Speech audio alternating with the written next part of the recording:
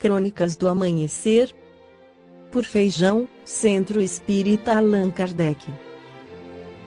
Balneário Gaivota, 14 de novembro de 2017. A italiana que casou consigo mesma. O que é a nova onda da sologamia? Laura Mesi realizou sua cerimônia de casamento com um vestido branco, um bolo de 3 andares, 70 convidados e nenhum noivo. A italiana casou consigo mesma numa cerimônia sem peso legal, ainda que, segundo ela, seja um símbolo de amor próprio. Acredito firmemente que, antes de tudo, devemos amar a nós mesmos, disse Mesi, instrutora física de 40 anos. Você pode ter um conto de fadas sem o príncipe.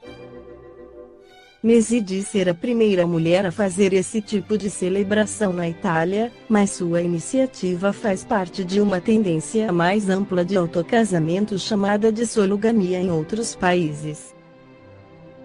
Quem apoia essas cerimônias diz vê-las como uma forma de amor próprio e aceitação, uma afirmação social que normalmente é reservada a casais. Mesi disse que a ideia de ter um casamento sozinha surgiu há 2 anos, logo após o término de uma relação amorosa de 12 anos. Eu disse a meus amigos e familiares que, se não encontrasse a minha alma gêmea aos 40 anos, casaria comigo mesma, afirmou ao jornal italiano La Repubblica. Se algum dia eu encontrar um homem com quem eu possa planejar um futuro, ficarei feliz, mas a minha felicidade não depende dessa pessoa. Em outros países, em maio do ano passado, um italiano chamado Nelo Ruggiero casou consigo mesmo em uma cerimônia na cidade de Nápoles. No Japão, uma agência de viagens começou a oferecer cerimônias para mulheres solteiras em 2014. As notícias de pessoas se casando sozinhas começaram a aparecer a partir de 1993. As autobodas inspiraram uma série de livros e foram tema de séries de televisão como Sex and the City. Nos Estados Unidos, o site Married Me Casei Comigo vende kits com anéis e cartões com mensagens positivas sobre o autocasamento. No Canadá, uma agência chamada Marry Yourself Vancouver Case com Você Mesmo Vancouver, trabalha na área há mais de 1 ano e atribui a popularidade desse tipo de casamento ao número crescente de pessoas solteiras. Críticas, mas nem todos veem essa tendência com bons olhos. Há quem a chame de narcisista ou uma adesão sem sentido a uma instituição patriarcal.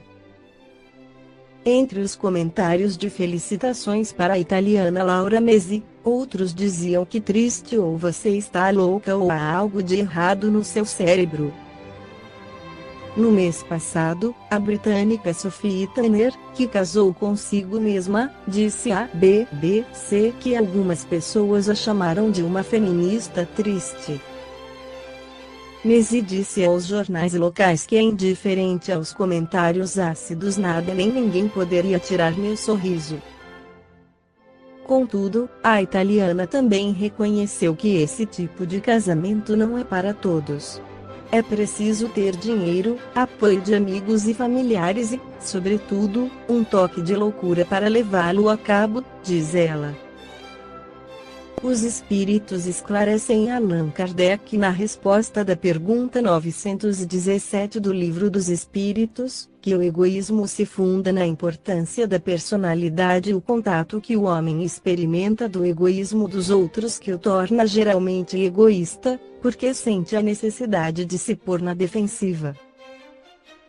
Vendo que os outros pensam em si mesmos e não nele, é levado a se ocupar de si mesmo mais que dos outros.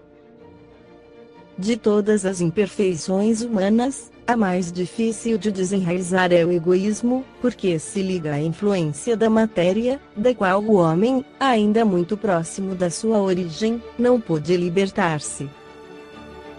Tudo concorre para entreter essa influencia suas leis, sua organização social, sua educação. O egoísmo se enfraquecerá com a predominância da vida moral sobre a vida material, e sobretudo com a compreensão que o Espiritismo vos dá quanto ao vosso estado futuro real e não desfigurado pelas ficções alegóricas. O Espiritismo bem compreendido, quando estiver identificado com os costumes e as crenças, transformará os hábitos, as usanças e as relações sociais. O egoísmo se funda na importância da personalidade, ora, o Espiritismo bem compreendido, repito, faz ver as coisas de tão alto que o sentimento da personalidade desaparece de alguma forma perante a imensidade.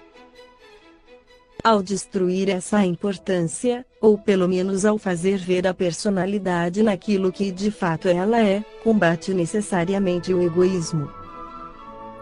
Já em 1857 Allan Kardec previa os problemas da sociedade ao tal quando colocou seu comentário a essa pergunta: louváveis esforços são feitos, sem dúvida, para ajudar a humanidade a avançar, encorajam-se, estimulam-se, honram-se os bons sentimentos, hoje mais do que em qualquer outra época, e, não obstante, o verme devorador do egoísmo continua a ser a praga social.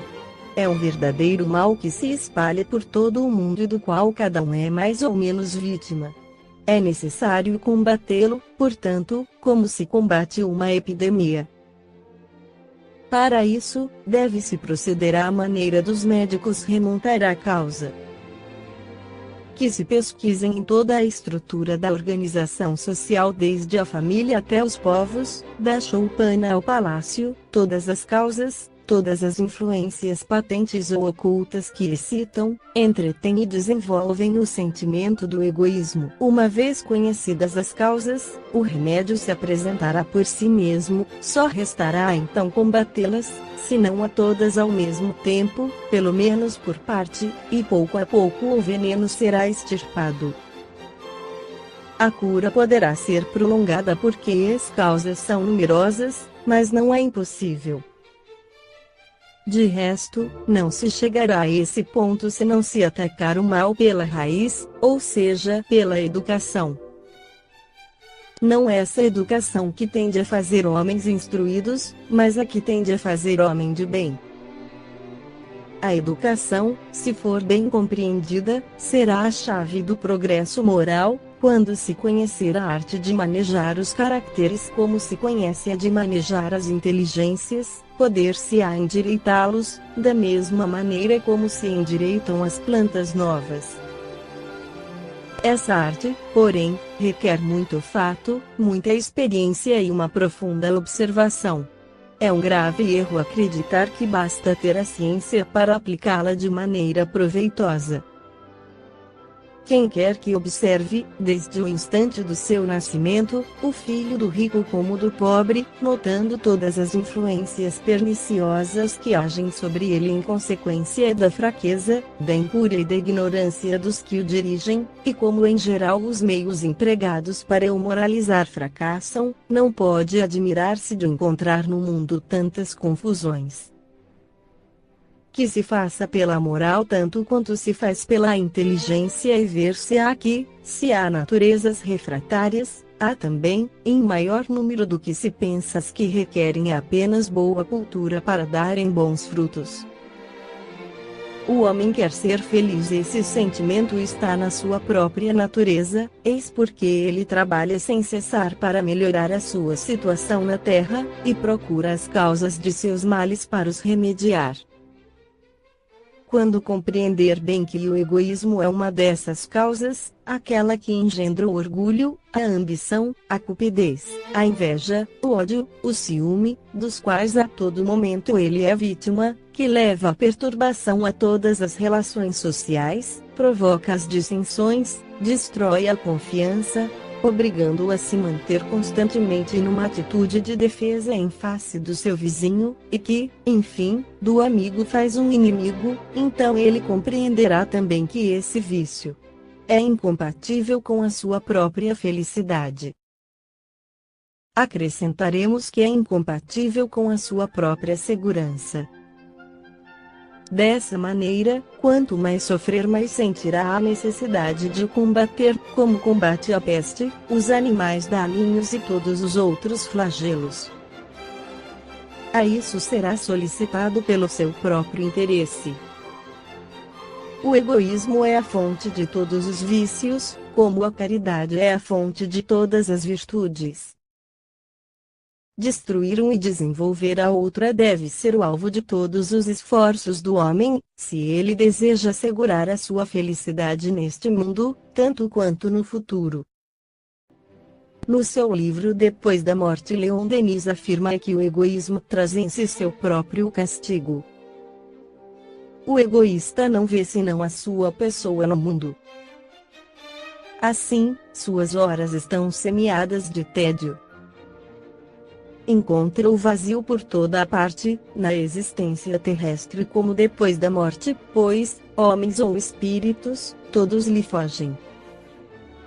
Aquele que, ao contrário, coopera na medida de suas forças na obra social, que vive em comunhão com seus semelhantes, fazendo-os compartilhar de suas faculdades e seus bens, como ele compartilha dos seus, espalhando ao seu redor o que há de bom em si, este se sente mais feliz. Tem consciência de obedecer à lei, de ser um membro útil da sociedade.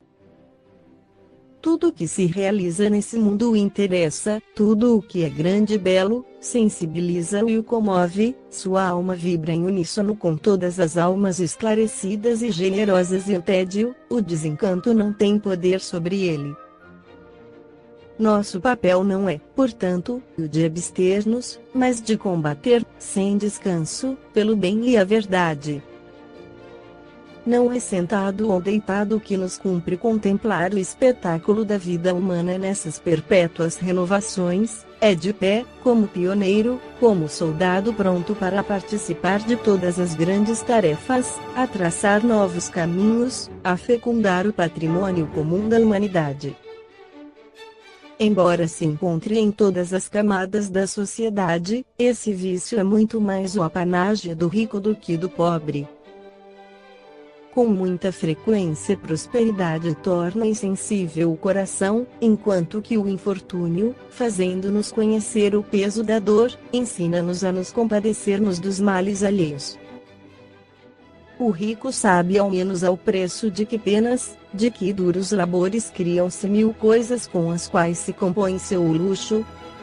Não haverá, pois, paz entre os homens, não haverá segurança, felicidade social, enquanto o egoísmo não for vencido, enquanto os privilégios, as desigualdades chocantes não desaparecerem e cada um participar, na medida do seu trabalho e dos seus méritos, no bem-estar de todos. Não pode haver nem paz nem harmonia sem a justiça. Enquanto o egoísmo de um se nutrir dos sofrimentos e das lágrimas dos outros, enquanto as exigências do eu abafarem a voz do dever, o ódio dividirá os espíritos, tempestades preparar-se-ão, secretamente, no seio das sociedades.